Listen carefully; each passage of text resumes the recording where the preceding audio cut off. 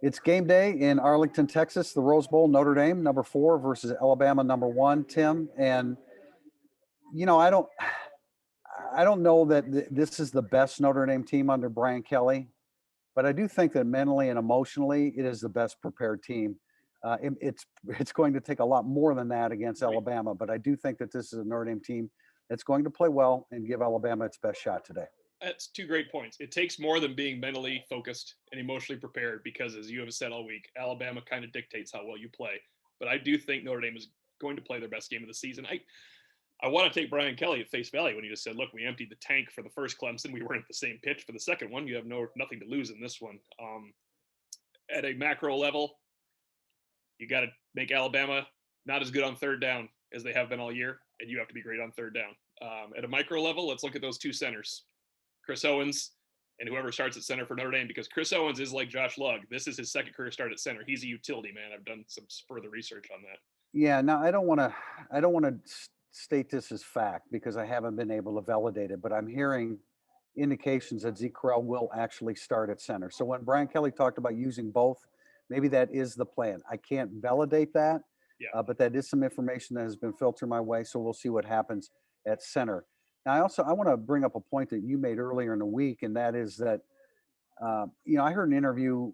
It was done with ESPN with Brian Kelly, and he talked about making Alabama earn their points by moving the football down the field. When I heard that, I thought it validated a point that you brought up earlier in the week that, everybody was saying take away Najee Harris first and foremost, and I understand that.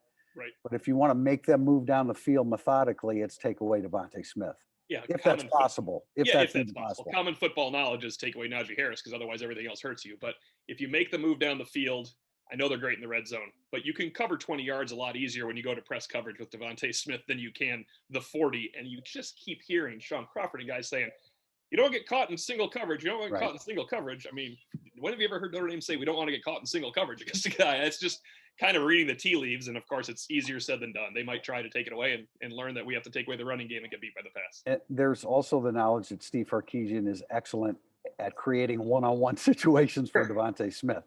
Another guy, Tim, to keep an eye on, and there's so many weapons to consider with Alabama, but Billingsley, their tight end, has really come on. And I know that you saw that too as you were watching film of him. They lost Jalen Waddle, of course, although there's still talk about maybe he plays today. I'm not sure that that's possible. But I think Billingsley is a guy that creates one-on-one, matchup problems the same way Michael Mayer does for Notre Dame. Only this guy's a little bit longer, but not longer, but more athletic, maybe longer and a little bit faster downfield, and a guy that's more of a threat up the seam. Yeah, I wouldn't worry so much about that when you're Notre Dame if he didn't have everybody else, because you have Owusu Corboa can play a tight end. Kyle Hamilton has taken away tight ends throughout his early career. You can't exactly put Kyle Hamilton one-on-one against Billingsley this entire game and think you're going to survive elsewhere. So there's a lot to deal with Alabama. Notre Dame's got to score points. We've talked about that. But you mentioned something before we came on here, Tim. There's a better feeling for you. Remember, you woke up at the Michigan game a year ago and you're like, this is over. You have a better feeling this time going in. No, I really do. Because I think Notre Dame is as prepared as they've ever been for a situation like this under Brian Kelly. Now, you mentioned offense. They've got to run it. Ian Book has to run it. That's the only way it opens things up for the receivers. The stats prove that. We'll see if that's good enough today here in AT&T Stadium when number 4 Notre Dame takes on number 1 Alabama.